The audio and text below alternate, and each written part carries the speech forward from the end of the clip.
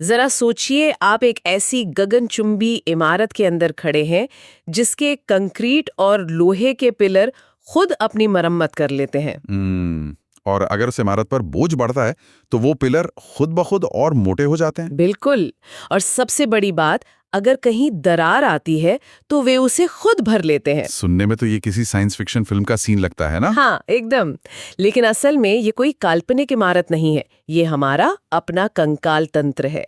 तो आज के इस विशेष गहन चर्चा में हम कंकाल तंत्र के इसी अद्भुत ब्लूप्रिंट का विश्लेषण करने वाले हैं। सही कहा। और आज हमारे पास 15 स्लाइड्स का एक बहुत ही सटीक स्रोत है। हमारा मिशन सिर्फ हड्डियों के नाम रटना नहीं है, बल्कि ये गहराई से समझना है कि हमारा शरीर कैसे खड़ा होता है, कैसे काम करता है और उसमें कौन सी जटिलताएं हैं। मैं इस बात को लेके बहुत उत्साहित हूँ क्योंकि ये 15 स्लाइड परीक्षा के प्रश्नों और याद रखने की मजेदार ट्रिक से भरी हुई है। तो बिना किसी देरी के आइए सीधे अपनी पहली स्लाइड पर चलते हैं और इस ढांचे की नींव को समझते हैं। तो इस पहली स्लाइड के विजुअल्स में एक पूरा कंकाल दिखाया गया है। कंकाल तंत्र असल में शरीर का बुनियादी ढांचा है। मतलब ये हमें आकार, सहारा और सुरक्षा प्रदान करता है ना? बिल्कुल। और वैज्ञानिक रूप से ये ओसिन नाम के प्रोटीन और कैल्शियम फॉस्फेट से बना है। ओसिन इसे लचीलापन देता है और कैल्शियम फॉस्फेट इसे कठोरता देता है। लेकिन यहाँ एक बहुत ही रोचक तथ्य पर ध्यान देना चाहिए। कौन सा तथ्य? एक नवजात शिशु में 300 से अधिक हड्डियां होती हैं, लेकिन एक वयस्क में केवल 206 रह जाती हैं। अरे, तो बाकी हड्डियां कहाँ गायब हो जाती हैं? मिकली गायब नहीं होती। बात यह है कि उम्र के साथ हड्डियां आपस में जुड़ जाती हैं, मतलब वे फ्यूज हो जाती हैं। और यहीं पर हमारी स्लाइड में दिया गया परीक्षा का पहला महत्वपूर्ण प्रश्न आता है। अच्छा, प्रश्न है कि नवजात शिशु में हड्डियों की कुल संख्या लगभग कितनी होती है? हाँ, और उत्तर है 300 या उससे अधिक।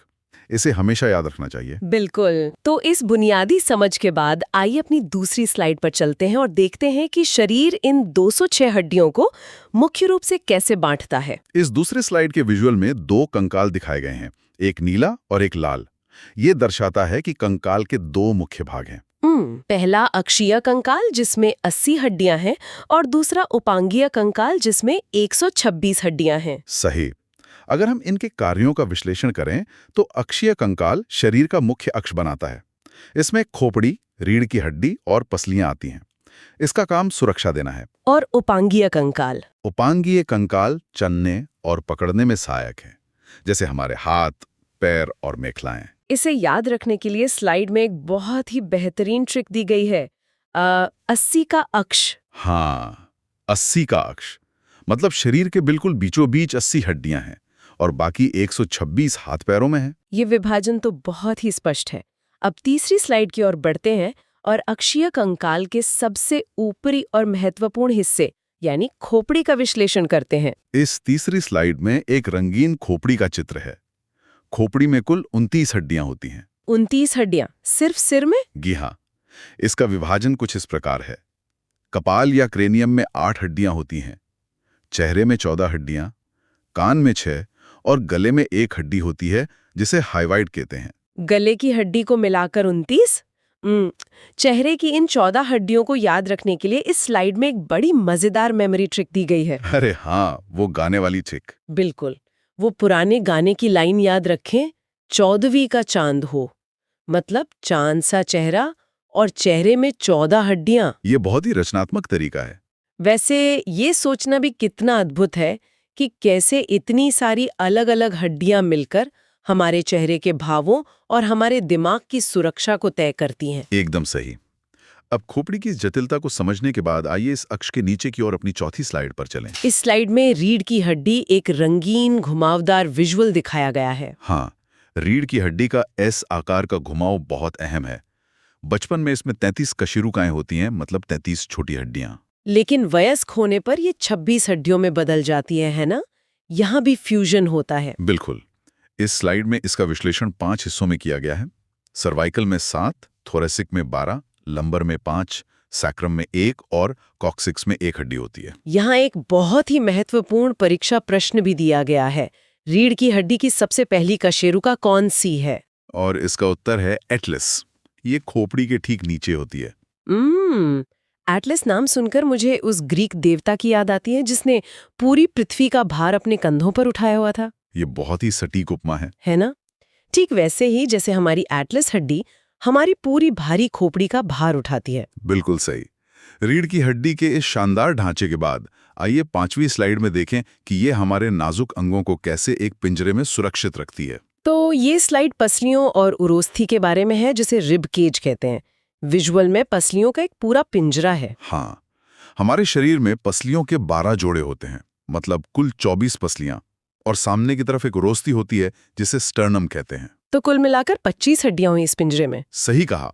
अब अगर हम पसलियों के वर्गीकरण को गहराई से समझें तो पहली 7 पसलियों को सच्ची पसलियां या ट्रू रिब्स कहते हैं, और 8वीं, 9वीं और 10वीं को झूठी पसलियां कहते हैं ना? हाँ, फॉल्स रिब्स।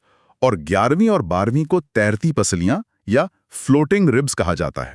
स्लाइड में दी गई मेमोरी ट्रिक के हिसाब से ये जो 11 और 12 नंबर की पसलियां हैं, ये आगे आकर स्टर्नम से नहीं जुड़ती। बिल्कुल, वे बस हवा में तैरती रहती हैं, इसीलिए उन्हें फ्लोटिंग रिब्स कहते हैं। ये हमारे शरीर के मुख्य अक्ष को पूरा करता है। अब उपांगीय कंकाल की ओर बढ़ते हुए अपनी छठी स्लाइड पर चलते हैं। इस छठी स्लाइड के विजुअल में कंधे और ऊपरी बांह की हड्डियां दिखाई गई हैं। इसे अंश मेखला या पेक्टोरल गर्डल कहते हैं। तो कंधा मुख्य रूप से 2 हड्डियों से बनता है, कॉलर बोन जिसे क्लेविकल कहते हैं और शोल्डर ब्लेड जिसे स्कैपुला कहते हैं। सही। और ऊपरी हाथ में ह्यूमरस, रेडियस और अल्ना हड्डियां होती हैं। लेकिन यहां हमारा ध्यान सीधे एक बहुत ही दिलचस्प परीक्षा प्रश्न पर जाना चाहिए। मानव शरीर में ब्यूटी बोन किसे कहा जाता है? और उत्तर है क्लेविकल को। मैं सोच रही थी, शरीर में इस हड्डी की ऐसी क्या विशेष भूमिका है जो इसे इतना खास बनाती है? इसे ब्यूटी बोन क्यों कहते हैं? क्योंकि यह शरीर की एकमात्र क्षैतिज लंबी हड्डी है जो हमारे कंधों को चौड़ा और छाती को खुला रखती है। यह अच्छी मुद्रा बनाती है, जिसे सुंदरता का प्रतीक माना जाता है। अच्छा, ये बात है। कंधे और ऊपरी बांह से नीचे उतरते हुए आइए 7वीं स्लाइड में हमारी कलाई और पंजे की अद्भुत इंजीनियरिंग को समझते हैं। इस स्लाइड में हाथ का एक एक्सरे जैसा विजुअल है। इसमें हड्डियों की गिनती काफी रोचक है। हाँ, कलाई या कार्पल्स में 8 हड्डियां होती हैं, हथेली यानी मेटाकार्पल्स में 5 और उंगलियां यानी फेलेंजेस में 14 हड्डियां होती हैं। तो अगर हम जोड़ें तो एक पंजे और कलाई में कुल 27 हड्डियां होती हैं, और पूरी बांह को मिला लें तो 30 हड्डियां हो जाती हैं। इस स्लाइड की एक बेहद काम की ट्रिक है जिसे मैं हमेशा याद रखती हूँ। कौन सी ट्रिक? अंग्रेजी अक्षर C से कलाई और C से ही कार्पल्स जिसमें 8 हड्डियां हैं, फिर M से मुट्ठी और M से ही मेटाकार्पल्स जहां 5 हड्डियां हैं, और उंगलियों में तो 14 हैं ही। ये तो बहुत ही शानदार ट्रिक है। हाथों की इस सूक्ष्म संरचना के बाद आइए 8वीं स्लाइड में उस मजबूत ढांचे पर नजर डालें जो शरीर के ऊपरी और निचले हिस्से को जोड़ता है। ये स्लाइड श्रोणी मेखला या पेल्विक गर्डल के बारे में है। विजुअल में कूल्हे की हड्डियां दिखाई गई हैं। इसके मुख्य कार्य क्या है? ये पैरों को शरीर से जोड़ती है और हमारे निचले अंगों की सुरक्षा करती है। शरीर का पूरा भार इसी के जरिए पैरों तक जाता है। यहाँ भी एक परीक्षा प्रश्न है। कूल्हे की हड्डी किन 3 हड्डियों के संलयन या फ्यूजन से बनती है? इसका उत्तर है इलियम, इस्चियम और प्यूबिस। बचपन में ये 3 अलग हड्डियां होती हैं जो बाद में जुड़कर एक मजबूत कूल्हे की हड्डी बन जाती हैं। इस मजबूत जोड़ को समझने के बाद आइए 9वीं स्लाइड में हमारे पैरों की मुख्य हड्डियों का विश्लेषण करें। इस स्लाइड में पैर की हड्डियों का विवरण है। सबसे पहले है फीमर, जो सबसे लंबी और भारी हड्डी है। फिर घुटने की टोपी जिसे पटेला कहते हैं, और उसके नीचे पैर के सामने की मजबूत हड्डी टिबिया, और पीछे की पतली समर्थन हड्डी फिब्युला। बिल्कुल, टिबिया को याद रखने की एक बहुत ही मजेदार ट्रिक यहाँ दी गई है। इसे ट्यूबलाइट से याद रखें। ट्यूबलाइट? हाँ, मतलब जैसे ट्यूबलाइट चमकती है? हाँ, ट्यूबलाइट की तरह टिबिया पैर के ठीक सामने प्रमुखता से दिखती है और जरा सी चोट लगने पर बहुत दर्द भी करती है। अरे हाँ, ये तो मेरे साथ भी हुआ है। वैसे फीमर की मजबूती और शरीर का पूरा भार उठाने की क्षमता सच में आश्चर्यजनक है। एकदम सही। अब पैर के ऊपरी हिस्से की ताकत देखने के बाद आइए 10वीं स्लाइड में टखने और पैर के पंजे की जटिल संरचना को समझते हैं। इस स्लाइड में पैर के पंजे का स्पष्ट विजुअल है। टखने यानी टार्सल्स में 7 हड्डियां, तलवे या मेटाटार्सल्स में 5 और उंगलियों में 14 हड्डियां हैं। तो एक पैर में भी हाथ की तरह कुल 30 हड्डियां होती हैं। लेकिन एक सेकंड, हाथ के कार्पल्स में तो 8 हड्डियां थीं और पैर के टार्सल्स में सिर्फ 7 हैं। ये अंतर क्यों है? ये बहुत अच्छा अवलोकन है। पैर में जो एक टार्सल हड्डी कम है वो असल में घुटने की टोपी यानी पटेला बन जाती है। इसीलिए गिनती 30 ही रहती है। अच्छा, अब समझ आया। और यहाँ एक महत्वपूर्ण परीक्षा प्रश्न भी है कि एड़ी बनाने वाली सबसे बड़ी टार्सल हड्डी कौन सी है? उसका उत्तर है कैल्केनियस। जब हम चलते हैं तो सबसे ज्यादा भार इसी पर पड़ता है। अब जब हमने बाहर से पूरी हड्डियों का नक्शा देख लिया है, तो आइए 11वीं स्लाइड में हड्डियों के अंदर गहराई में चलते हैं और देखते हैं कि वहाँ क्या होता है। इस स्लाइड में हड्डी के कटे हुए हिस्से का विजुअल है, जहां लाल और पीला हिस्सा दिखाई दे रहा है। इसे अस्थि मज्जा या बोन मैरो कहते हैं। मतलब हड्डियां सिर्फ सूखा ढांचा नहीं है? बिल्कुल नहीं, ये तो जीवित कारखाने हैं। लाल अस्थि मज्जा में हमारी लाल रक्त कणिकाएं, श्वेत रक्त कणिकाएं और प्लेटलेट्स का निर्माण होता है। और पीला अस्थि मज्जा क्या करता है? पीला मज्जा मुख्य रूप से वसा या फैट का भंडारण करता है, जो जरूरत पड़ने पर ऊर्जा देता है। यहाँ एक बहुत जरूरी परीक्षा प्रश्न है, वयस्क मनुष्य में लाल रक्त कणिकाओं का निर्माण कहाँ होता है? और उत्तर बहुत स्पष्ट है, लाल अस्थि मज्जा में। हड्डियों के इस आंतरिक जीवन को समझने के बाद आइए 12वीं स्लाइड पर इनके विभिन्न आकारों और प्रकारों का विश्लेषण करें। इस स्लाइड में हड्डियों के 5 प्रकार दिखाए गए हैं। लंबी हड्डियां जैसे फीमर, छोटी हड्डियां जैसे कलाई के कार्पल्स, चपटी हड्डियां जैसे छाती का स्टर्नम, अनियमित हड्डियां जैसे रीढ़ की कशेरुकाएं, और 5वां प्रकार है सीसोमॉइड हड्डी जैसे हमारा पटेला। इस सीसेमोइड शब्द की उत्पत्ति बहुत रोचक है।